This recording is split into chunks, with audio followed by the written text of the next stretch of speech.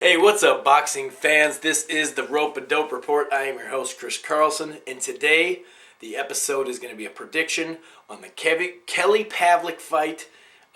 Kelly Pavlik's fighting Sergio Mora. And I know a lot of people, just in the fight fans out there, and especially Kelly Pavlik fans, are like, really? Sergio Mora? He's going to fight Mora, who's a 154-pounder. He's fought at 160 before.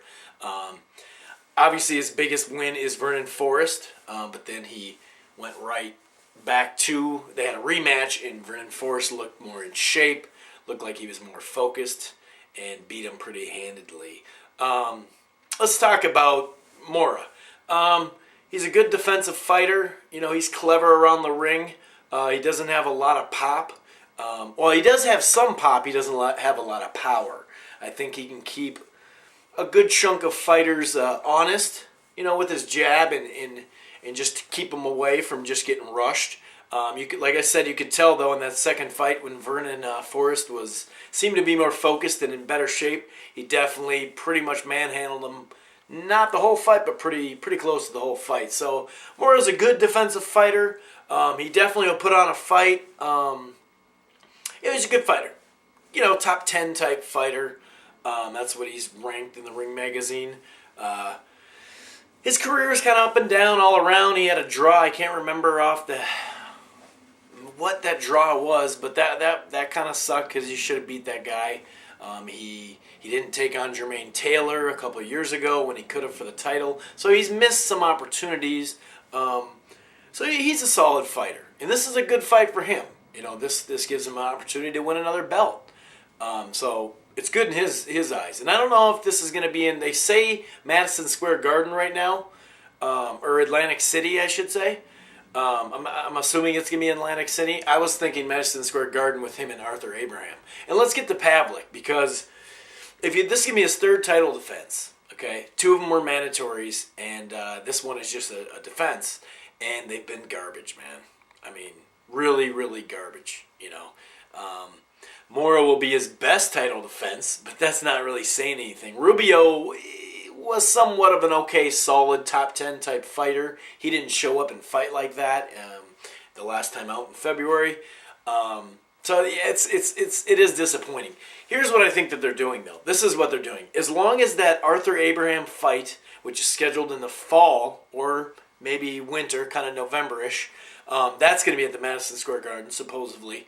Him and Pavlik have that plan, supposedly. They're negotiating that out. Now, if that is planned and it's going to happen, then I really like this Pavlik-Mora fight because it allows Pavlik to go against a boxer without a lot of power. So it gives him like a mini version of a boxer, so he may not get his head knocked off, but he can get used to a guy that's going to move around. More like Abraham can move around a little bit. He counter punches. He's got a really tight defense. So I think, as long as he goes ahead and fights Abraham, which is the fight everybody at middleweight wants to see, or at least fights the winner of Winky Wright and Paul Williams coming up next weekend. Not this weekend, but next, April 11th on HBO. He's got to fight someone big after this. And then I really believe in this fight because it allows him. Let's talk about Pavlik. We all know he's got that long, crazy, good, really solid jab, and he doubles up on it.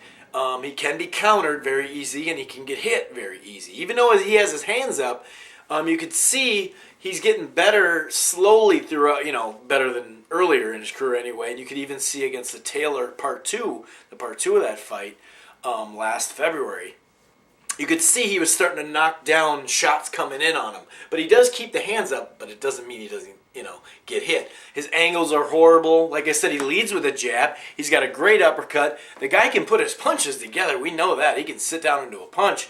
But the angles are garbage. So if a guy like Abraham can just really tighten up, he can really even lay on the ropes just minorly, not too long. I'm not saying the way to fight Pavlik is on the ropes, but a guy that can cover up and move a bit can beat him.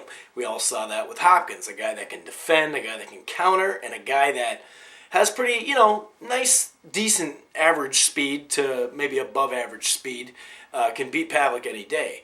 I don't think Abraham is exactly Hopkins by any stretch as far as the defensive end, but he does defend himself. He does counterpunch. So I think this fight is perfect for what he wants to do in the fall or winter, and that will give him exactly what he needs for the most part. As good as you're going to get without that threat of power. So hopefully we see an improvement in the way he approaches the fight.